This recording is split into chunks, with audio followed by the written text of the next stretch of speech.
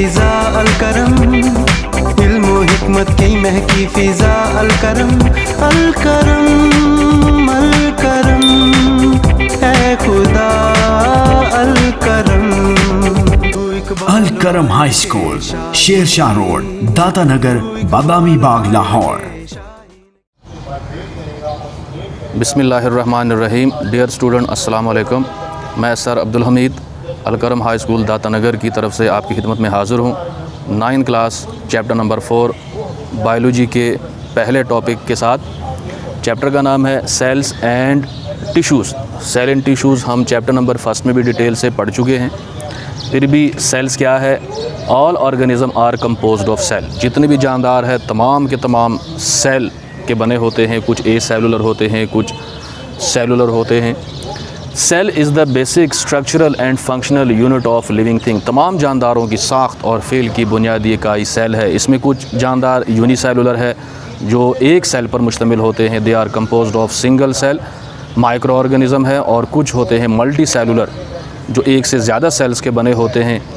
तो तमाम जानदार जितने भी होते हैं माइक्रो ऑर्गेनिज़म से लेकर हायर ऑर्गेनिज़म तक तमाम के तमाम सेल के बने होते हैं। अब सेल इतना छोटा है कि इसको हम अपने आम आँख से नहीं देख सकते, इसको हम नेकेड आई से नहीं देख सकते। लिहाजा इसको देखने के लिए एक ख़ास किस्म का आला इस्तेमाल किया जाता है जिसे माइक्रोस्कोप कहा जाता है। माइक्रोस्कोप वो डिवाइस है जिसके ज़रिए से हम नज़र ना आने वाले छोटे छोटे जानदार माइक्रो ऑर्गेनिज़म या सिंगल सेल को देखने के लिए इस्तेमाल करते हैं। इसे माइक्रोस्कोप कहा जाता है और माइक्रोस्कोप के इस्तेमाल को माइक्रोस्कोपी कहा जाता है। The use of microscope is called microscopy. यानी माइक्रोस्कोप का इस्तेमाल जब आप किसी सेल को, किसी माइक्रो ऑर्गेनिज़म को देखने के लिए माइक्रोस्कोप का इस्तेमाल करते हैं तो इसको माइक्रोस्कोपी कहा जाता है। अब कंपाउंड माइक्रोस्कोप ये 2 लेंस पर मुश्तमिल माइक्रोस्कोप है। 2 लेंस पर, एक वो लेंस है जो आँख के करीब है यानी near to eye, a lens near to eye, इसे आई पीस कहा जाता है। और एक वो लेंस है जो करीब होता है ऑब्जेक्ट के, a lens near to object,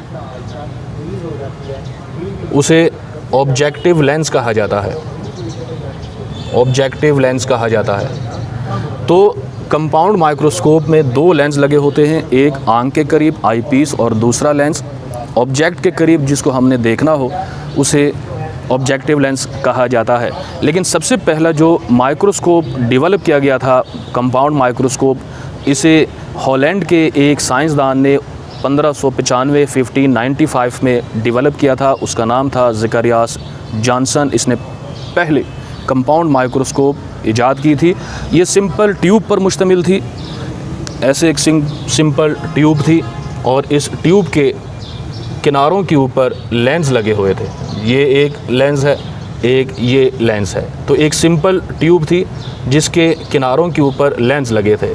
let's suppose कि इसको हम ऑब्जेक्टिव कहते हैं क्योंकि ये ऑब्जेक्ट के करीब है और इसको आई पीस कह देते हैं। तो पहली कंपाउंड माइक्रोस्कोप को हॉलैंड के एक साइंसदान ज़करियास जॉनसन ने 1595 में डेवलप की थी और इसकी मैग्नीफिकेशन थी 3 times to 9 times, यानी 3 गुना से 9 गुना थी। यानी इसकी जसामत 3 गुना। अगर एक जिस्म है 1 मिलीमीटर तो इस माइक्रोस्कोप से देखने पर ये 3 मिलीमीटर से लेकर 9 मिलीमीटर उसके ज़ाहरी जसामत में इजाफ़ा कर देते थे। तो ये इस सिंपल ट्यूब पर मुश्तमिल माइक्रोस्कोप जो ज़करियास जॉनसन ने डेवलप की थी, हॉलैंड के साइंसदान थे इन 1595, उसकी मैग्नीफिकेशन 3 times to 9 times थी। अब माइक्रोस्कोप में इस्तेमाल होने वाले 2 अहम इस्तिलाहात है, टर्मिनोलॉजीज़ है, एक मैग्नीफिकेशन और एक रिजॉल्विंग पावर या रेजोल्यूशन। मैग्नीफिकेशन क्या है? किसी ऑब्जेक्ट के ज़ाहरी जसामत में इजाफ़ा करना, यानी बड़ा करके दिखाना, अपने असल साइज़ से उसे बड़ा करके दिखाने को मैग्नीफिकेशन कहते हैं।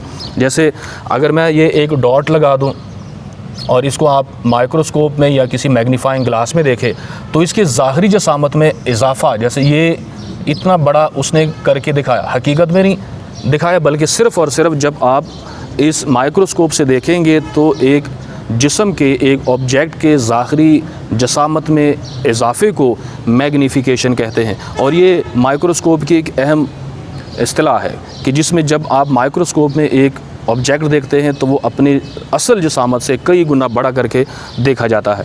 दूसरी अहम टर्मिनोलॉजी इस्तिलाह है रिजॉल्विंग पावर या रेजोल्यूशन।